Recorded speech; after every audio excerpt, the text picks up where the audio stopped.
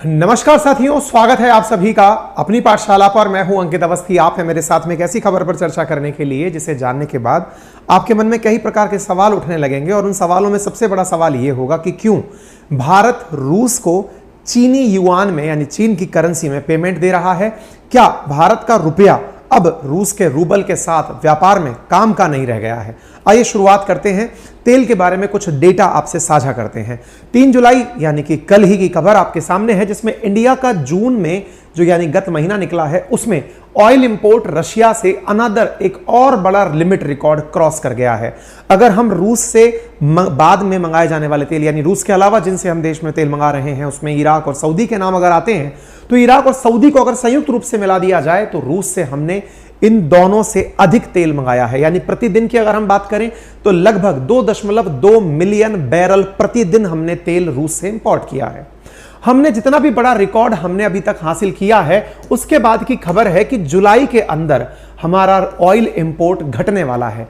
घटने के पीछे के बड़े कारणों में क्या रूपी रूबल व्यापार है या कुछ और, तो फिलहाल के लिए एक बड़ा कारण तो यह जान लीजिए कि रूस की रिफाइनरियों में सर्विस होनी है, इसलिए थोड़ा सा इंपोर्ट ढकेगा। लेकिन उसके बाद भी एक बड़ा प्रश्न जो इन दिनों मार्केट में तैर रहा है वो ये है कि इंडिया के जो रिफाइनर्स हैं उन्होंने युआन में पेमेंट करना शुरू कर दिया है, यानी रूस की करेंसी में पेमेंट करना। India state refiners consider paying in yuan for Russian crude. यह खबर छपी है मार्केट में, ब्लूमबर्ग, टाइम्स ऑफ इंडिया, आप सभी जगह यह खबर देखें। और यह खबर यह है कि इंडिया ने डॉलर में अपना पेमेंट करना रोक दिया क्योंकि अल्टीमेटली रशिया पर सैंक्शन था, लेकिन रुपी को रूस ने स्वीकार नहीं किया और पेमेंट युआन में किया गया। एक्सक्लूसिव खबर बनकर छपती है रॉयटर्स में। इंडियन रिफाइनर्स का मतलब इंडियन ऑयल कॉर्पोरेशन है, रिलायंस ऑयल है, नायरा है, बीपीसीएल है, जो भारत की बड़ी कंपनियां हैं जो ऑयल कच्चा मंगाती हैं, अपने देश में रिफाइन करती हैं और रिफाइन करके अपने देश की जो अन्य प्राइवेट कंपनीज हैं उन्हें सेल कर देती हैं। उन्होंने स्टार्ट कर दिया है युआन में payment for Russian oil import. ये खबर बाहर आती है। तो क्या भारत और रूस के संबंध बिगड़ रहे हैं?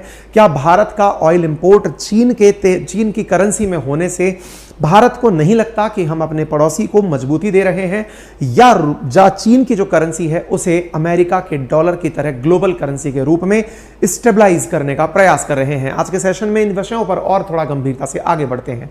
खबरों को अगर हम आगे बढ़ते हैं तो जानते हैं कि भारत ने रूस के डिमांड करने पर पैसा युआन में दिया है, लेकिन इनकी वजहों में प्रमुख वजह क्या हो सकती है? क्या ये कि भारत जानबूझकर अपने दुश्मनों को मजबूत कर रहा है? क्योंकि अल्टीमेटली युआन चीन की करेंसी है और चीनी धन अगर जाएगा तो चीन को फायदा अंतरराष्ट्रीय रूप से होगा। तभी तो विपक्ष की तरफ से असदुद्दीन ओवैसी के द्वारा यह प्रश्न सरकार से पूछा गया कि आप लोग ऐसा क्यों होने दे रहे हैं? क्या चीन हमारे पास और मजबूती से आकर बॉर्डर पर खड़ा होगा? यह खबर जैसे जैसे मार्केट में आने लगी, यह खबर आने लगी कि चाइनीज युआन केवल भारत ने ही नहीं, अर्जेंटीना ने भी हाल ही में रूस को पेमेंट के लिए दिया है। क्या यह चीन की बढ़ती हुई ताकत या एक्सेप्टेंस को दर्शाता है? क्योंकि अल्टीमेटली रूस उस युआन से चीन से बना बनाया सामान खरीदना चाहता है। जैसा कि आप सभी जानते हैं कि भारत जितनी बड़ी मात्रा में तेल इंपोर्ट कर रहा है, उस पेमेंट को जब वो पहुंचाता है, उस पेमेंट से रूस अपने लिए क्या खरीद सकता है? दुनिया के लिए फिलहाल मैन्युफैक्चरिंग हब बनकर बैठा हुआ है चीन। ऐसी स्थिति में रूस की बड़ी जरूरतों का, लेके गाड़ी से लेके कलपुर्जों से लेके ऑटोमोबाइल से, जो भी सॉफ्टवेयर की चीज़ों से लेकर जो भी सामान की परचेज करने की जो मार्केट है उसके रूप में चीन खुद को स्थापित कर चुका है, दुनिया के मैन्युफैक्चरिंग हब के रूप में स्थापित कर चुका है। तो क्या रूस भारत से प्राप्त उस युआन का उपयोग अपने लिए चीन से सामान खरीद कर करेगा, या फिर भारत इस प्रकार के प्रयास इसलिए कर रहा है क्योंकि यदि हमने डॉलर रूस को देने का प्रयास किया तो संभवतया भारत पर प्रतिबंध लग सकता है, क्योंकि चूंकि रूस को वेस्टर्न वर्ल्ड के द्वारा स्विफ्ट तकनीक पर रोक लगाकर बैन कर दिया गया है। तो विचार बड़ा है कि जब स्विफ्ट तकनीक के माध्यम से धन जाएगा ही नहीं तो फिर कौन सी करेंसी पहुंचाई जाए? तो दुनिया में जिसका उपयोग ज्यादा हो वो करेंसी पहुंचाने का काम फिलहाल किया जा रहा है। हालांकि इस विषय पर रॉयटर्स की तरफ से या न्यूज़पेपर्स की तरफ से विभिन्न रिफाइनर्स से बार बार प्रश्न डालकर पूछा गया कि बताइए क्या ऐसा हो रहा है। तो सोर्सेस के हवाले से तो खबरें आती रही, इंडियन ऑयल का नाम आया, नायरा का नाम आया, रिलायंस का नाम आया, लेकिन कोई भी अभी तक बाहर खुलकर बोलने नहीं आया कि हमने कुछ ऐसा किया है। यानी सभी तरफ से बातें ये निकल रही हैं कि ऑयल का पेमेंट करने के लिए शुरुआती दौर में यूएई की जो दिरहम है उसका उपयोग किया गया था रूस को पेमेंट करने के लिए, लेकिन बाद में रूस को दिरहम के स्थान पर चीनी युआन की आवश्यकता पड़ी तो उसने उसकी आवश्यकता जताई। ऐसी स्थिति में बहुत सी कंपनियों ने दुबई के हवाले होकर युआन को ट्रांसफर किया है। ये खबरों के अंदर दिखाई देना शुरू हुई।